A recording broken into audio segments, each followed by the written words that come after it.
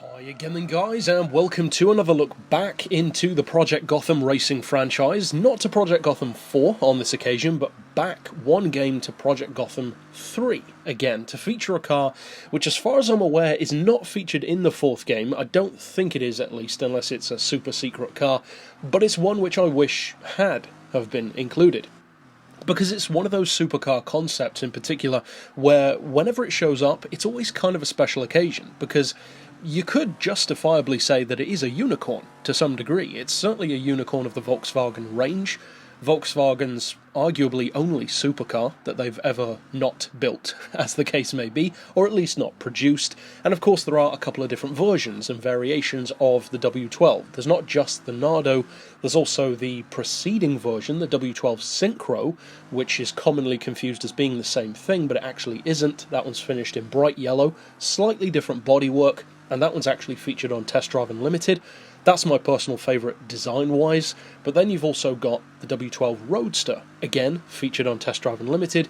I personally think the Roadster looks gorgeous, one of the best looking speedster variants of a supercar, or a supercar concept for that matter, but the thing that both the Synchro and the Roadster have in common is that although they look really good, and either of them could easily be production supercars from a visual point of view, neither of them have the performance of this one, because the W12 Nardo in particular has a lot more power. Both the Synchro and the Roadster had around 420 horses, and it's good enough in particular to allow them to hit around 180, 190 miles per hour. Now in Test Drive Unlimited they actually inaccurately model the specs of the Synchro, the coupe in particular, because that one has whatever it is, like 640 horsepower, which isn't accurate.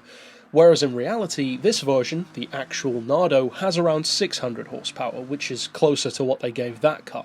Now, what the Nardo can do with 600 horsepower, which, let's face it, by today's standards, is not really that much for a supercar anymore, but you have to bear in mind, of course, that the original Synchro came out in 1997, so at the time, that actually was one of the most powerful supercars around, or at least it would have been had it had 600 horsepower, but this one, which came around in 2001, finally did, and even at that time, that was a perfect amount of power for a supercar to go up against what would come out a couple of years after in the form of the Mercedes SLR, the Porsche Carrera GT, the Zonda, which was still in its infancy, Koenigsegg as well. So 600 horsepower was more than good enough, especially from a 6-litre W12 engine. So it's got that unique spin on the market. It's not a V8 or a V10 or even a V12, it's a W12. And of course, ultimately, although the Nardo or the Synchro or the Roadster weren't produced, which is unfortunate but understandable from Volkswagen, they did, in a way, along with a couple of other cars from the 90s, such as the Bugatti Chiron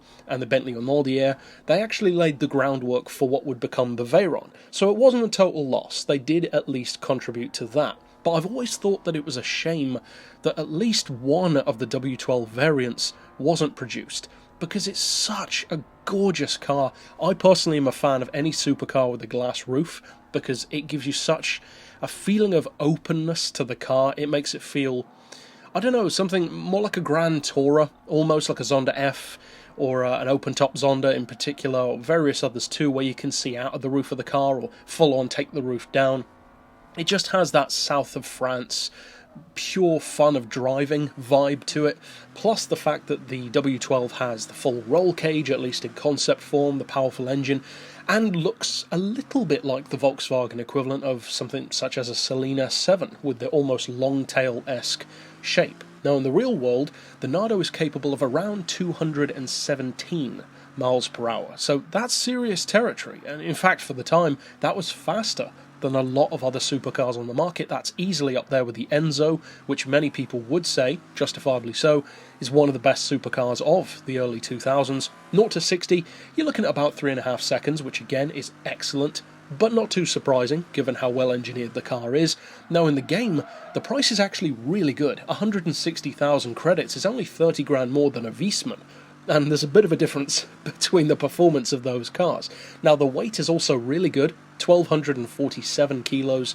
That can actually rival some GT class race cars, even like GT2 or some GT3 machines, and the horsepower per tonne is pretty good. For a car that has 600 horsepower to be putting out 481 horsepower per tonne, That's a good ratio. That's a very good one.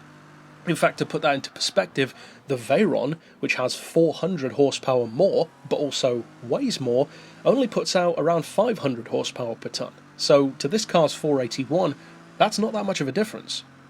Now, the Nardo is not one of those supercar concepts which just looks the part, like the Maybach Accelero, or the Peugeot 907, or the Enaudier, or the Chiron. It's one of those supercars that actually was used, to some degree, to make a name for itself, because of course Nardo is an Italian racetrack, a huge circular high-speed ring, very literally so, a track which I really want to see in more racing games, and it actually set a speed record there, hence why the car is named after it. So this is one of the very, very few occasions where a supercar concept unfortunately doesn't reach production for various reasons, but it still managed to contribute even after its own death, in effect, both to the production of the Veyron, which would go on to become kind of significant, you could say, but also even setting its own speed records. It's a pretty amazing car. I've always loved the Nardo, especially the Synchro and the Roadster in particular for their design, and of course this one for its performance.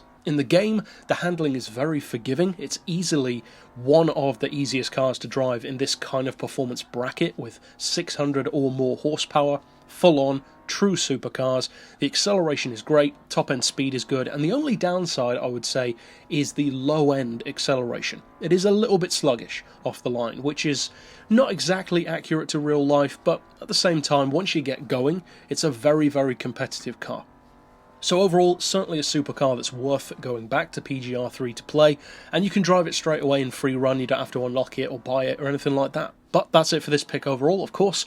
I'll see you guys next time, and for now, as always, thanks for watching.